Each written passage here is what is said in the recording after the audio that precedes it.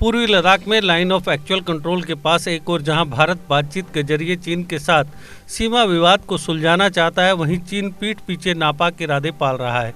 एक रिपोर्ट में एक बार फिर से चीन की चालाकी सामने आई है और ड्रैगन की मंशा पर एक बार फिर से सवाल उठने लगे हैं। चीन की पीपुल्स लिबरेशन आर्मी ने इस साल तिब्बत में सीमा के करीब 100 से अधिक सैन्य अभ्यास किए हैं, जबकि पूर्वी लद्दाख में एक्चुअल लाइन ऑफ कंट्रोल यानी LAC के पास कुछ पॉइंट से सेनाओं को हटाने की दिशा में प्रगति हुई है। इसके अलावा चीन ने पिछले हफ्ते तिब्बत की राजधानी लासा और अरुणाचल प्रदेश के सीमावर्ती शहर निंगची के बीच बुलेट ट्रेन सर्विस शुरू की है। द यूरेशियन टाइम्स के मुताबिक इन घटनाक्रमों से पता चलता है कि फरवरी में पेंगोंग में सेनाओं की वापसी के बावजूद चीन विवादित हिमालयी सीमा पर अपनी सैन्य क्षमताओं का विस्तार कर रहा है। रिपोर्ट में कहा गया है कि चीन ने पिछले साल जून में गलवान घाटी की घटना के बाद सीमा पर अपनी मौजूदगी बढ़ा दी थी। कोविड महामारी के बावजूद चीन का आर्मी ऑपरेशन जारी है। इस क्रम में ऊंचाई वाले क्षेत्र में हुई आर्मी एक्सरसाइज में चीन की 20 यूनिट के 1000 से अधिक सैनिकों ने हिस्सा लिया। प्रतिकूल मौसम में चीनी सैनिकों की युद्ध क्षमताओं को बढ़ावा देने के इरादे से तिब्बत स्वायत्त क्षेत्र में यह अभ्यास किया गया। द यूरेशियन टाइम्स के संपादक जयंत कलिता ने कहा, चीन ने एक्चुअल लाइन ऑफ कंट्रोल के करीब के क्षेत्रों में बुनियादी ढांचे में तेजी से सुधार किया है, जो भारत के साथ इसकी वास्तविक सीमा है। आपको बता दें कि चीन और भारत के बीच करीब 11 दौर की सैन्य वार्ता हो चुकी है। इस बीच लद्दाख में भारत और चीन की सेनाओं के पीछे हटने के एक दिन बाद की तस्वीरें सामने आई हैं। गूगल अर्थ की तरफ से जारी 11 फरवरी की इन तस्वीरों में साफ दिखाई दे रहा है कि भारत और चीन की पोस्ट एक दूसरे से सिर्फ 150 मीटर की दूरी पर हैं। यहाँ टेंट और जवानों के लिए ठिकाने भी बने हुए थे। गूगल अर्थ की ये तस्वीरें दिखाती हैं कि दोनों देशों के बीच तनाव कितना ज़्यादा था। दक्षिण पेंगोंग झील के रेजांगला इलाके में 17,000 फीट की ऊंचाई पर यह मिलिट्री बिल्डअप था। एक रिपोर्ट में बताया गया है कि कुछ इलाकों में दोनों देशों के सैनिकों के बीच ये दूरी और भी कम थी। कैलाश रेंज पर तो दोनों देशों के टैंक एक दूसरे से सिर्फ 50 मीटर दूर थे। इन तस्वीरों में गूगल अर्थ ने एक imaginary line of actual control भी दर्शाई है। कुछ भारतीय पोस्ट इस लाइन के काफ़ी आगे तक मौजूद थी। भारतीय सेना ने कहा कि हम जिस लाइन को LAC मानते हैं, हमारी पोस्ट उस जगह से पीछे ही थी। रेजांगला में हर भारतीय पोजीशन तक जाने के लिए एक सड़क भी मौजूद थी। इसी तरह सामने मौजूद चीनी पोस्टों के पास भी एक ऑल वेदर रोड मौजूद थी। पांगुर लेक के किनारे करीब 10 किलोमीटर के इलाके में चीनी पोस्टें थी।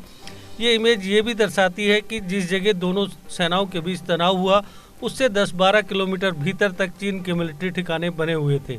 करीब 10 महीने के तनाव के बाद यहाँ इसी साल 10 फरवरी को डिसएंगेजमेंट प्रोसेस शुरू हुई थी। फरवरी में इस डिसएंगेजमेंट यानी ऑपरेशन स्नो लेपर्ड का पहला फेज पूरा हो गया था।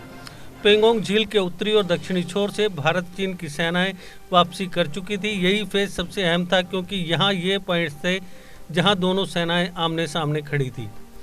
उधर मंगलवार को chief of defence staff general Bipin Rawat ने हिमाचल प्रदेश सेक्टर में चीन के साथ लगी वास्तविक नियंत्रण रेखा यानी LAC पर कई अग्रिम क्षेत्रों का दौरा किया और संवेदनशील क्षेत्रों में भारत की सैन्य तैयारियों का जायजा लिया। जनरल रावत ने चंडी मंदिर में भारतीय सेना की पश्चिमी कमान के मुख्यालय का भी दौरा किया, जहां उन्होंने पाकिस्तान के साथ लगती सीमा पर अभियान संबंधी स्थितियों की समीक्षा की। अधिकारियों के मुताबिक LAC पर अग्रिम क्षेत्रों में सैनिकों के साथ वार्तालाप में जनरल रावत ने आह्वान किया कि देश की क्षेत्रीय अखंडता की रक्षा के अपने काम में अडिग होकर लगे रहें।